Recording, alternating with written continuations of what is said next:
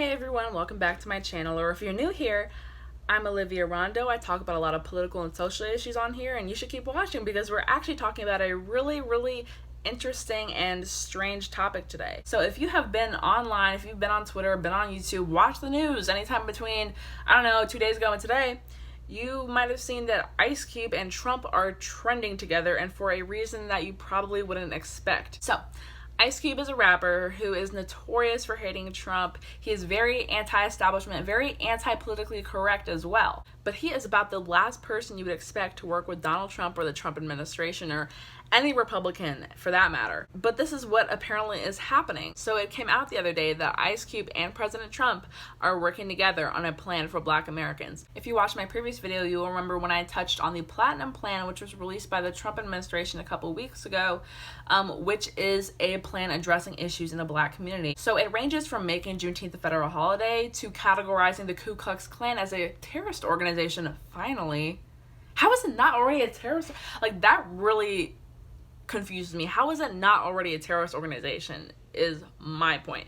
But it did all that, and then there was another very interesting bit, up to $500 billion allocated for the Black community. I did criticize Trump for not even bringing it up during debates, and I did criticize the Republicans a lot on Twitter for not really bringing it up in the media.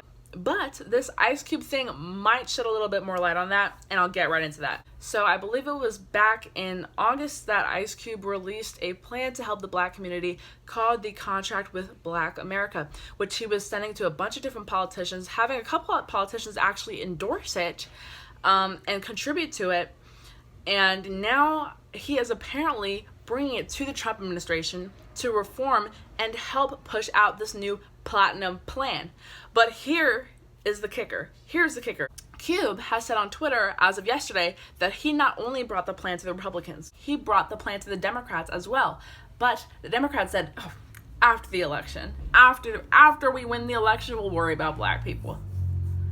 That never happens. But the Trump administration said, hey, we have our Platinum Plan for Black people going on. Let's have your plan and have your input. So now that we know generally what the Platinum Plan is, let me just do a little recap of the CWBA, aka the Contract with Black America, that Cube has drafted up. The points include a bill to guarantee Black opportunity and representation, bank lending reform, federal funding for baby bonds, which basically, as I can understand, is a trust fund funded by the Federal Reserve and government pensions for qualified Black Americans, for a one-time interest-free loan for homeownership. Okay. Finance oversight.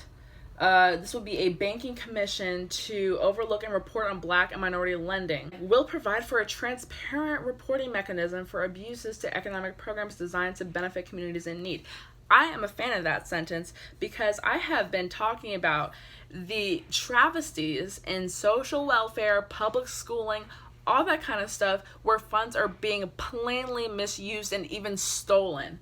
So I'm a fan of that. Personal data and credit. Most states publicly release bulk data about arrestees unchecked, like the 1970 Fair Credit Reporting Act regarding credit data. There must be guidelines regarding arrest records that allow similar privacy and accuracy protections and the right to dispute and correct inaccurate data. That sounds pretty good to me. Prison reform. All prisoners for marijuana possession freed. I've been talking about that. I 100% agree with that. Judicial reforms. Eliminate mandatory minimums and 3-strike laws. Yes. DOJ can be sued for non-compliance. Lynching to become a federal hate crime, and the Ku Klux Klan declared a terrorist organization. It's funny how the Trump administration already did that. Oh, and Juneteenth becomes a federal holiday. Funny how the Trump administration already did that. Police Reform Act. Okay. Elimination of all Confederate statues and uses or displays of Confederate flags on government grounds or property with public access. Adoption of AJP, a public and private program that provides access to jobs and education and or training for people willing to put in the work and commitment. Okay. And the last one, Black responsibility. Chronic poverty creates an atmosphere full of negativity, frustration, hopelessness, depression, alcoholism, drug abuse, crime, and violence. These are some of the conditions that plague the Black community, which is dealing with extreme generational poverty. As we begin to gain social and economic equality, it is our duty to clean up ourselves and our community. This is a two-way street.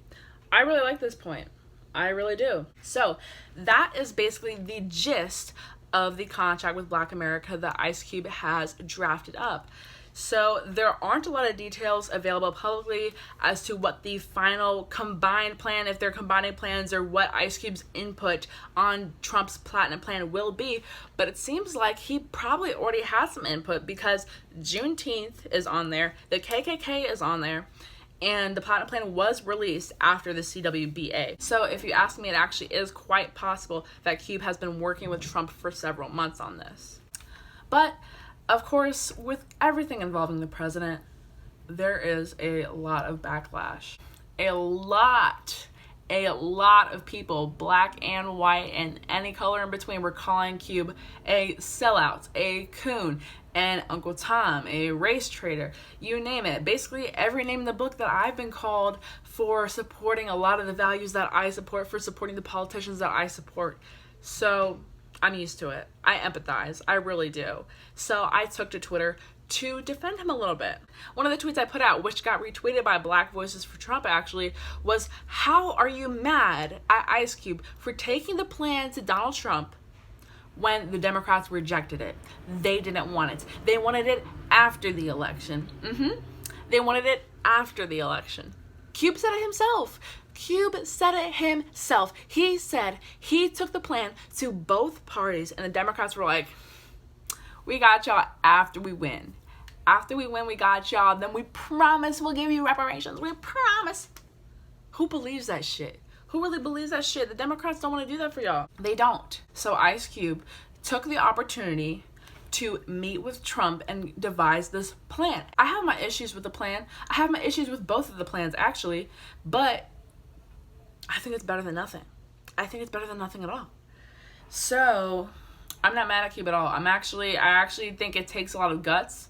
I think it takes a lot of courage. I think it takes a strong man to stand up and bite the bullet and be like, hey, I disagree with this guy and almost everything else. I've talked bad about him. I know I'm going to get flack from the rap community about this, the liberal media about this, and I'm just going to do it because I know it's going to benefit my people. I appreciate that. I appreciate that, Cube. You're a real one for that. Just waking up in the morning, gotta thank God. I don't know, but today seems kinda odd. I got my grub on, but didn't dig out. Finally got a call from the girl. I don't really care if I get copyrighted for that because I make like 10 cents per video anyways, despite all the ads. So that's fine. Anyways, so yes, the backlash was very heavy. There was like rich white people on Twitter calling Cube a sellout. It was hilarious. There was this one dude, I don't even know who this guy is. Apparently he's famous, but I don't know who this guy is. He brought up Kanye and Tim Scott into this for some reason. I guess I can see the relation between Kanye and Cube. They're both rappers. They both have worked with Trump. Kanye is running against Trump right now. He is running against Trump, so that was weird to bring him up. And then Tim Scott, you're just like thinking of like the 3 black non-Democrats that you know. None of those guys are Democrats, but only one of those guys is Republican. So what are you even saying? It was distasteful to say the least. So of course I had to call him out for it. Of course. Some of the responses I got to me coming after this dude from black and white liberals alike were enabling this kind of racist rhetoric from the white liberal side. If you ask me, the people that defend that kind of rhetoric, calling strong black men sellouts, coons, Uncle Toms, traitors, what have you, you're the real coon, you're the real sellout. And I don't even be calling people that. But you're sitting here selling out a black man who's making a plan for us, for you. So I really don't understand the knee-jerk reaction to be like, oh, he's a Trump supporter, he's MAGA, he's a Republican now. He's not. He's not any of those things. He even tweeted he did not endorse anybody. He has not endorsed Donald Trump. I don't know if Cube will vote for him. I don't know. I don't know if he even cares to vote enough in this election. But what he's doing is helping as he sees fit. And I'm thankful for that. I might not agree with 100% of the points on his CWBA. I might not agree with 100% of the points on Trump's platinum plan. But I'm grateful that they're both trying to do something. The Democrats said next election, after we win, maybe we'll fit it in our schedule. Like, fuck that. I'm sorry, but fuck that. So Ice Cube, you got my support. I see that even CNN banned you, apparently, from the network. He was going to go on Cuomo, and then they canceled him. So that is hilarious to me because, of course, CNN, yeah, they totally love black people if you're Don Lemon. Not if you're actually trying to make a plan to lift us up. It's so telling. It's so telling. You can literally see the Democrats' masks slide off as they are acting like they own us. They're acting like they own black people. Ice Cube, get back here, we own you, You cannot be one of them. One of who? Is he a Republican? No. Is he a Trump supporter? No. Is he wearing a MAGA hat? No. He is coming up with a plan for black Americans. And the hateful reaction from the left just shows that they don't care. They do not care. They don't care about us. They don't care if we go up or we go down. They just care if we vote for them. That is all. And you will not shame me into being a Democrat. Not now, not ever. I'm a proud independent. A black independent. One interesting and slightly more nuanced observation I have about this is all the establishment conservatives, even establishment black conservatives. There were a few people that I distinctly remember saying, we don't want any form of reparations. We can lift ourselves up by our bootstraps. We don't need a specific black plan. A black plan is racist. The Democrats are pandering with their black plan this and POC plan that. But you love the platinum plan, right? And you hated Ice Cube a couple months ago. You hated him, don't lie. I had so many MAGAs in my responses when I defended Ice Cube a couple months ago. They were saying he was an anti-Semite, he was a black supremacist, a black nationalist. Ugh. Boo-hoo. Boo-hoo. That's what I say to that. Boo-hoo. And now they're in my mentions. Yes!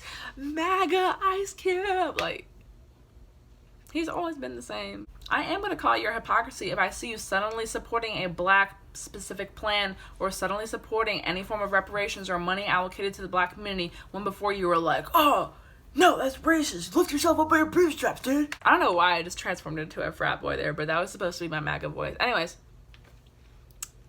that is all that I have to say on the issue for now.